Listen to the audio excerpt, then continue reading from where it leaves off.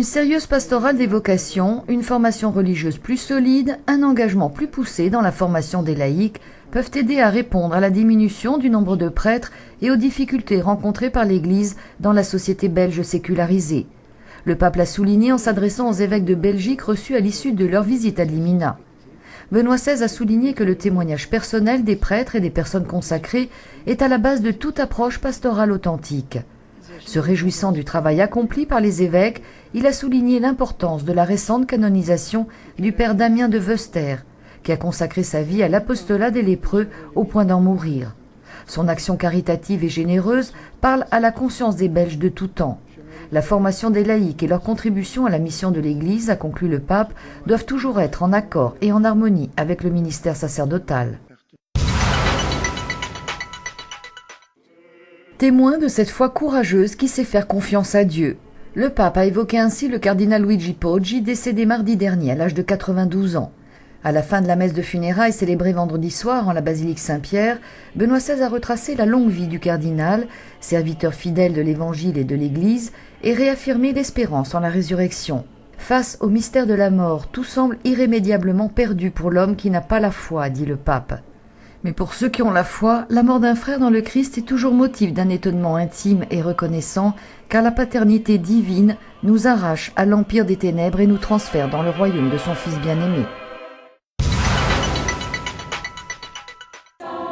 La relation avec Dieu est constitutive de l'être humain. Créé et ordonné à Dieu, celui-ci cherche la vérité, tend vers le bien et est attiré par la beauté. Ce sont les premiers mots prononcés par Benoît XVI à son arrivée à Lisbonne, au Portugal, première étape de ce 15e voyage apostolique. La conscience est chrétienne, a-t-il déclaré, dans la mesure où elle s'ouvre à la plénitude de la vie et de la sagesse que nous avons en Jésus-Christ. La visite que je commence maintenant sous le signe de l'espérance se veut une proposition de sagesse et de mission. Le pape a ensuite évoqué les racines chrétiennes du Portugal, le lien historique existant depuis l'époque moderne entre ce pays et le siège apostolique, et il a souligné que la laïcité de l'État est aujourd'hui un défi, car vivre dans la pluralité des systèmes de valeurs et de repères moraux requiert d'aller jusqu'au centre du moi personnel et au cœur du christianisme, pour renforcer la qualité du témoignage jusqu'à la sainteté. L'histoire du Portugal est une histoire de courage, de foi chrétienne et d'exploration du monde, une histoire qu'il faut aujourd'hui renouveler par l'annonce de l'Évangile, enracinée dans le Christ et le témoignage des saints. Benoît XVI l'a déclaré à l'homélie de la messe qu'il a célébrée hier soir sur la place du Commerce à Lisbonne, après sa visite au monastère des Jéronymites et sa rencontre avec le président de la République. Il faut de nouveau annoncer avec vigueur et joie l'événement de la mort et de la résurrection du Christ, cœur du christianisme, fondement et soutien de notre foi, levier puissant de nos certitudes, vent impétueux qui balaie toute peur et toute indécision, tout doute et tout calcul humain, déclarait le pape, ajoutant que seul le Christ peut satisfaire pleinement les profondes aspirations du cœur de l'homme et répondre à ses grandes interrogations sur la souffrance, l'injustice et le mal, sur la mort et sur la vie dans l'au-delà. Le dialogue sans ambiguïté et respectueux des parties impliquées est aujourd'hui dans le monde une priorité à laquelle l'Église n'entend pas se soustraire. Elle en donne le témoignage par la présence du Saint-Siège au sein des divers organismes internationaux, tels le Centre Nord-Sud du Conseil de l'Europe, dont le siège est précisément à Lisbonne. Ce sont les propos tenus par le pape ce matin devant le monde de la culture. Benoît XVI a appelé à élargir les horizons de la connaissance et de l'engagement humain en considérant la tradition comme un patrimoine dynamique et non statique et en dialoguant avec les croyants et l'Église de l'après-concile. N'ayez pas peur, a dit le pape, de vous confronter avec la source première et ultime de la beauté et de dialoguer avec les croyants. Dans l'après-midi, Benoît XVI s'est rendu à Fatima, deuxième étape de sa visite au Portugal.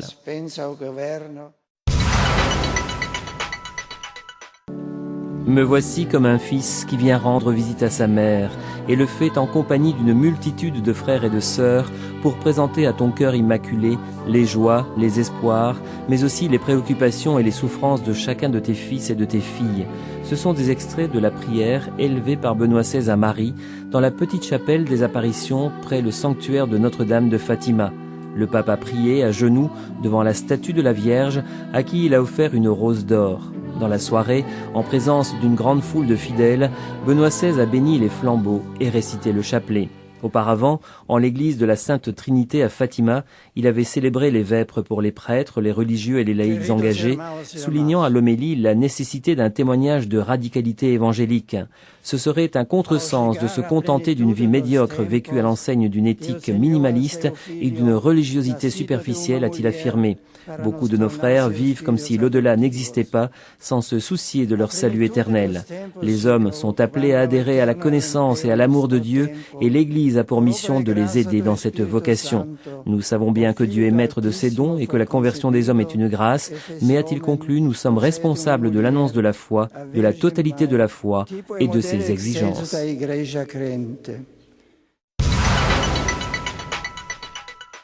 Une multitude de fidèles, un océan d'hommes et de femmes ont prié Notre-Dame de Fatima avec Benoît XVI en ce jour anniversaire de la première apparition de la Vierge aux 3 petits bergers, le 13 mai 1917. Le pape qui a présidé la messe sur l'esplanade du sanctuaire a redit qu'il était venu en pèlerin pour se mettre à l'école de la Mère Céleste, elle qui a introduit les petits voyants dans la connaissance profonde de l'amour trinitaire et les a conduits à goûter Dieu lui-même comme la réalité la plus belle de l'existence humaine.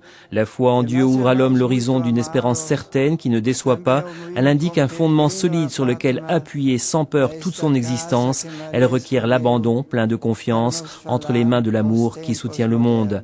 Le sanctuaire a vécu aujourd'hui une vraie fête de la foi en accueillant le successeur de Pierre qui a réaffirmé l'actualité du message de Fatima. À la famille humaine prête à sacrifier ses liens les plus saints sur l'autel de l'égoïsme mesquin de la nation, de la race, de l'idéologie, du groupe, de l'individu, a déclaré Benoît XVI, notre mère bénie est venue du ciel pour mettre dans le cœur de ceux qui se recommandent à elle l'amour de Dieu qui brûle dans le sien.